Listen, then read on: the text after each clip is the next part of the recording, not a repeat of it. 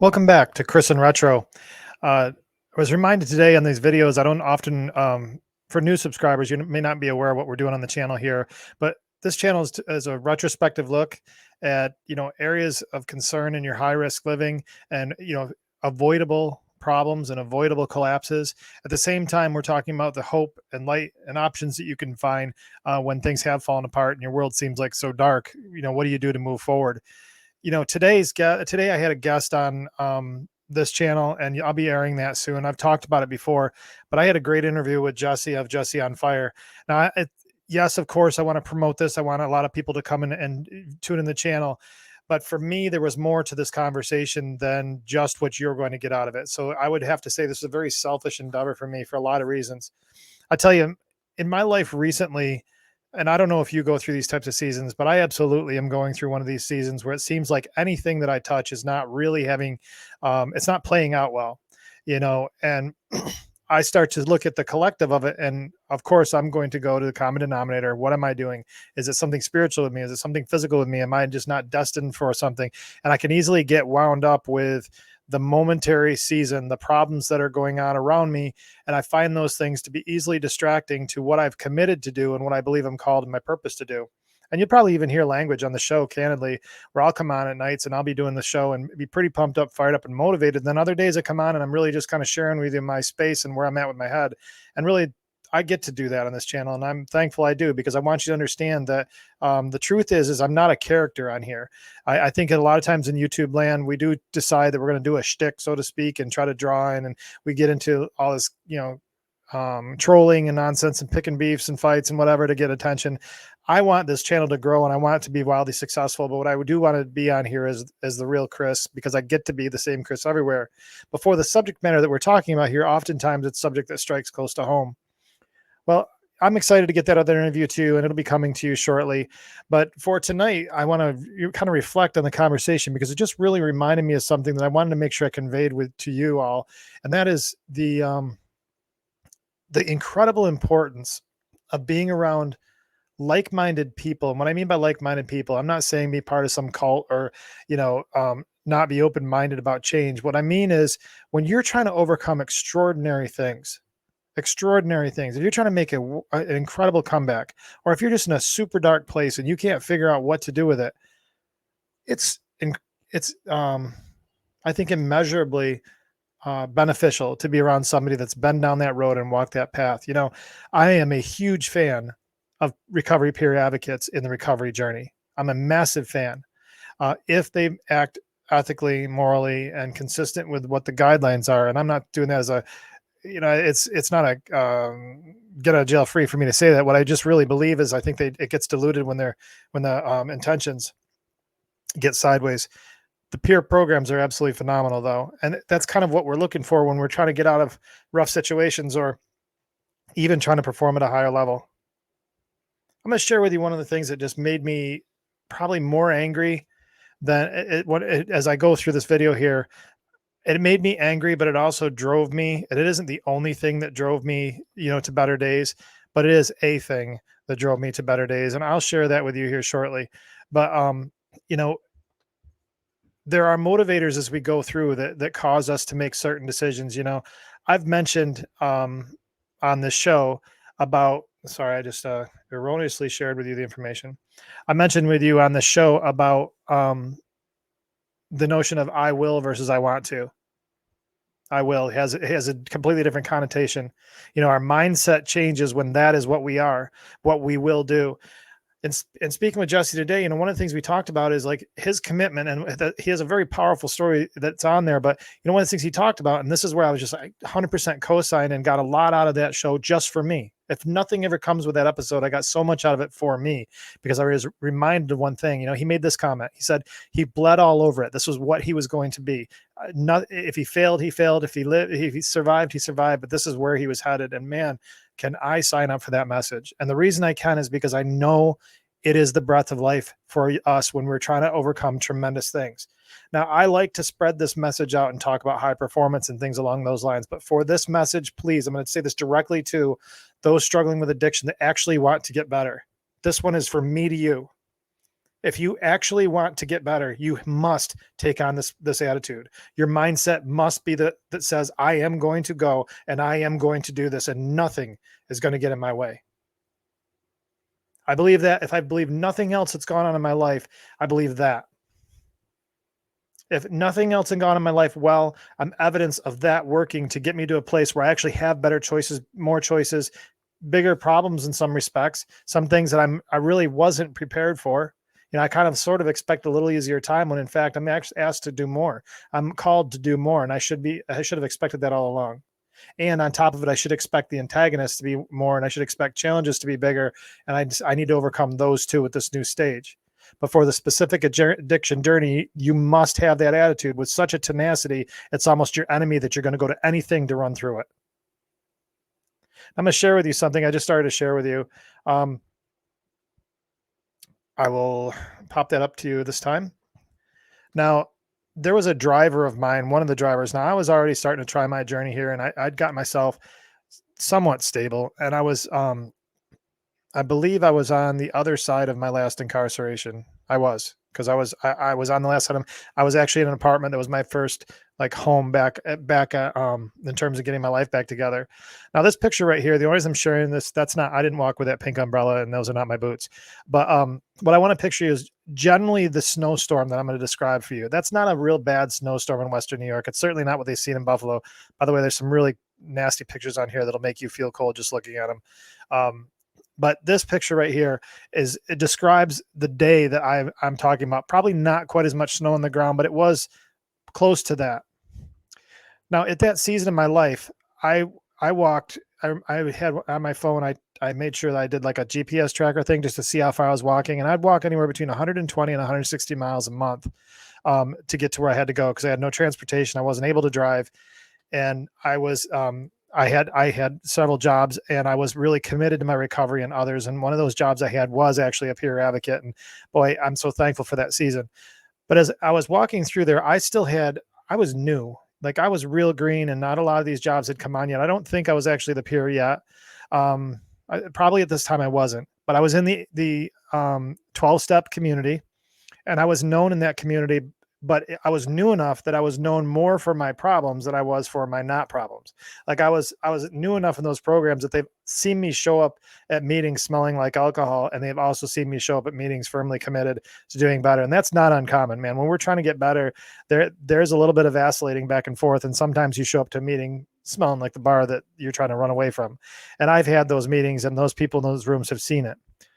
But I had gotten now to a place I was really starting to take a run at this thing, and I was super serious about it. And I was out trying to make sure that I was giving back. One of the things I believe in firmly is if you want to keep it, you've got to give it away. And so I was really working hard. And one of those things was to make sure I met my commitments to an employer. Now this sidewalk right here is on North Pearl Street in Canandaigua, New York. And I would walk this thing so many times as I'm in cars driving by it now. I don't know how I held up as long as I did walking there, but it was just a long walk. And my apartment was way out of the city, and I had to walk down this path. There was a individual, and I'll say his name was Steve because his name actually was Steve. And I really don't have any interest in protecting his anonymity for here. I won't say his last name because he's got kids, but Steve chose to call me out on social media at this very volatile, like not volatile, but precarious time in my recovery. You know, I'm seeking this community to say I need help. And he had gone by with a sponsee in the car. Now he was a sponsor, and with a sponsee in the car, slowed down, pointed to me, and said, "Don't be like that guy."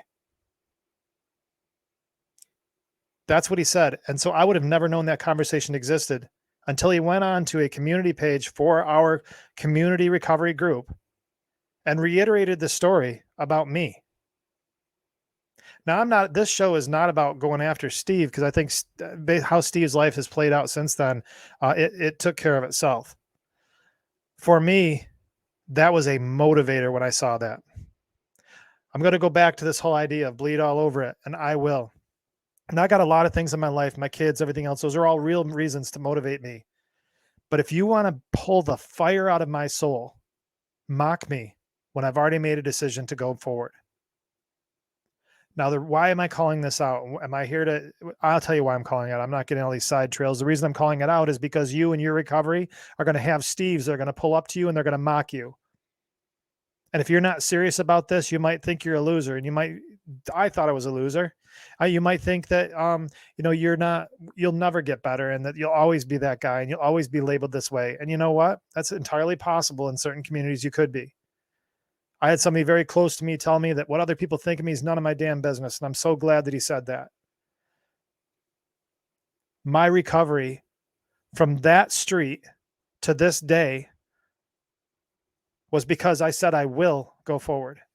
Now, this video, I'm trying to share with you things that are important to me based on just such an inspiring conversation today, but I'm doing this for me. I feel like I'm talking into a mirror right now because this is such an important reminder for me as I've been downtrodden in my mind about, have I capped out in this whole thing? And really what it boiled down to is I slowed down. That's nobody else's fault but my own. That person walking up North Pearl Street in the snow, no matter what anybody said about him, was going to go forward. And in fact, one time I did a video of my feet, just watching them walk and all the miles that they walked. And I made certain commitments to myself as I was walking those miles. In fact, I still have those sneakers there in the closet over here. I kept them just because of the idea that walk a mile in somebody else's shoes. Well, I never wanted to forget the miles I walked in my own shoes to get myself back to where I am. All these little symbols and things are reminders. As I've gotten more responsibility and life is coming back to me, I've forgotten these basic principles. Today's conversation was such an important thing at this time. And they say such a time as this, based on my faith, for such a time as this, I believe we're called to do certain things. In this situation, those words breathed into me new life, and I want to pass it to you. We're at a place where there are so many distractions. There are so many things that can cause us to get sideways. So I really had a couple of reasons why I did this video tonight. The first one was to share with you that story and to share with you how much it was encouraging to me to hear this story and to remind me of my roots. And my roots are crystal clear.